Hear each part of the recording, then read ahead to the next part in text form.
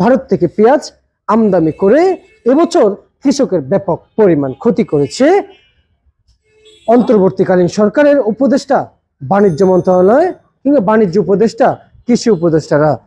এবছর যেখানে দাম পাওয়ার কথা ছিল 50 টাকা থেকে 45 টাকা পেঁয়াজের দাম, সে বাজার ব্যাপক হারে কমে একেবারেই 40 টাকার নিচে নেমে এসেছে। আজকে কত টাকা করে ব্যবসায়ীকে বিক্রি করছেন আর এলসির বিষয়ে কিছু জানাবো। আসসালামু আলাইকুম। ওয়ালাইকুম আসসালাম। কেমন আছেন? আলহামদুলিল্লাহ, শরীরটা ভালো নাই। আচ্ছা, আমরা আপনার জন্য দোয়া করি, আপনি আল্লাহ সুস্থ রাখুক। একটু জানতে চাইবো আমাদের অন্তর্বর্তীকালীন সরকারের উপদেষ্টা, বাণিজ্য মন্ত্রী কিংবা বাণিজ্য উপদেষ্টা এবং কৃষি উপদেষ্টা কাছাকাছি, তাই না? ওনাদের খুব ডিস্টেন্স কিংবা ওনাদের মানে একতাটা খুব কাছাকাছি, কিন্তু আমাদের দেশে এলসি পেঁয়াজ ডক্টর ইউনূস সরকার থাকাকালীন আমাদের দেশে এলসি পেঁয়াজ আসছিল আপনার ব্যবসা। ওনারা তো ভারত বিদ্বেষী কথাবার্তা বলছে। ভারত থেকে পেঁয়াজ টানার দরকারটা ছিল কি? ওনার মুখে ভারত ভারত মানে ওনার শত্রু। ভারত থেকে আনলো কি জন্য পেঁয়াজটা? নিঃসন্দেহে একটা আছে, লক্ষ লক্ষ টাকা ঘুষ খায়া খায়া এগুলা করাইছে। এখন এই নতুন সরকারের উচিত যারা সমন্বয়ক ছিল আর যারা উপদেষ্টা ছিল প্রত্যেকের আগে কি ছিল আর বর্তমানে কি আছে খতিয়ে দেখা উচিত। আচ্ছা, ভাত খাওয়ার টাকা ছিল না সমন্বয়কদের, হাজার হাজার কোটি টাকার মানুষ হলো, কোথেকে আসলো এই টাকাগুলো? কোথায় পেলো? ঢাকা শহরে নির্বাচন করতে, দেশে নির্বাচন করতে কত টাকা লাগে? এমপি নির্বাচন করতে এদের টাকার উৎস কোথায়? তাদেরকে তো জনগণ সাহায্য করে। এদের বিচার কেউ করে নাই, এদের এক ডক্টর ইউনিভার্সিটি করছে। আচ্ছা, এবার আমি আপনার কাছ থেকে জানতে চাইবো, আমাদের দেশে যখন পেঁয়াজ থাকে, আপনি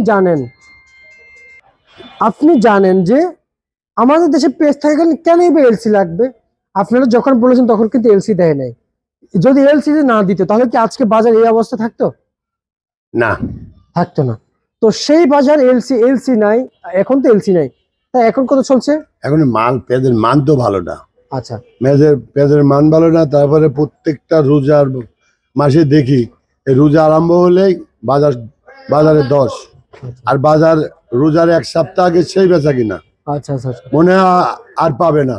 আমরা তো বাঙালি হুমজে গেলি, যার লাগে 10 সের, সের কেটে 20 সের। আচ্ছা, পুরা রোজার মার্কেট করা তো তাদের 35 টাকা। আচ্ছা, 35 টাকায় পেঁয়াজ বিক্রি চলছে। আর সর্বনিম্ন বাজার নরমাল পেঁয়াজ 30, 32, 35, 34। আচ্ছা, একুরেট বাজার আছে 34, 35। আচ্ছা, খালি পেঁয়াজও বিক্রি হচ্ছে 34, 35। আচ্ছা, তাহলে এবার আমাদেরকে বলবেন আজকের মূল বাজার কত, যেহেতু মার্কেট চাহিদা অনুযায়ী বিক্রি হচ্ছে। আজকে সর্বোচ্চ বাজার আমার মনে হয় 35 টাকা, এর উপরে বাজার নাই। আর নিম্ন বাজার 30 এর নিচেও আছে, 30 এর নিচেও আছে। আচ্ছা, আর রসুনের বাজার কত করে চলছে? রসুন বিক্রি করলাম 40 থেকে 50। 40 থেকে 50 বাজার এখানেও কম। আচ্ছা, কাস্টমার নাই, নাই। যে ঘরে ভালো মাল আনতেছে ওই ঘরে শেষ হয়ে যাচ্ছে। আচ্ছা, আমানত ভান্ডার তো 800 থেকে 900 বস্তা পেঁয়াজ নামার কথা। হ্যাঁ, আবার আজকে থেকে আরম্ভ হবে, আবার শুরু হবে। বিশাল জ্যাম ছিল তো, মানে 3-4 দিন পেঁয়াজ নামানো জায়গা ছিল না কোনো ঘরে। আচ্ছা, সবারই নিষেধ করে দেওয়া হয়েছে। আজকের থেকে টুকটাক আরম্ভ হবে আবার, আজকের থেকে। আচ্ছা, কিন্তু আমানত ভান্ডার তো চায় যে মার্কেটে পেঁয়াজ নামুক, পেঁয়াজ বিক্রি হোক। আমানত না, সবাই চায়, সবাই তো ব্যবসা করতে আসছে। জি, একজনকে দিয়ে 10 জনকে বুঝায়, সবাই ব্যবসা করতে আসছে। জি, কিন্তু আমাদের দেশের কৃষকরা বলেছেন এই বর্তমান রানিং সরকার যার রয়েছেন তারেক রহমান, উনি নাকি প্রতিশ্রুতি দিয়েছেন কৃষকদের দিকে তাকাবেন এবং কৃষকদের সার বিষ কীটনাশকের বিষয়টি দেখবেন, কৃষকের লোনের বিষয়টা দেখবেন, আবার কৃষকদের কৃষি নিত্য প্রয়োজনীয় পণ্য উৎপাদন খরচের দিকে দেখবেন। কিন্তু যদি আসলে কথাগুলো যে বাস্তবায়ন হয়, আপনি একজন ব্যবসায়িক, আপনি জানেন আমরা দেশের জন্য যে কাজ করবে তারই পক্ষে আছি।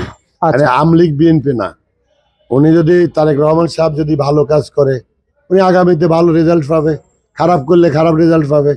জি, কিন্তু এই যে পণ্যগুলো যদি উনি যে বলেছেন যে কমায় দিব উৎপাদন খরচ, তাহলে কৃষকদের অবস্থাটা আসলে উন্নতির দিকে দাঁড়াবে নাকি নিম্নগতির দিকে দাঁড়াবে? সৎ ইচ্ছা থাকলে অনেকই সম্ভব।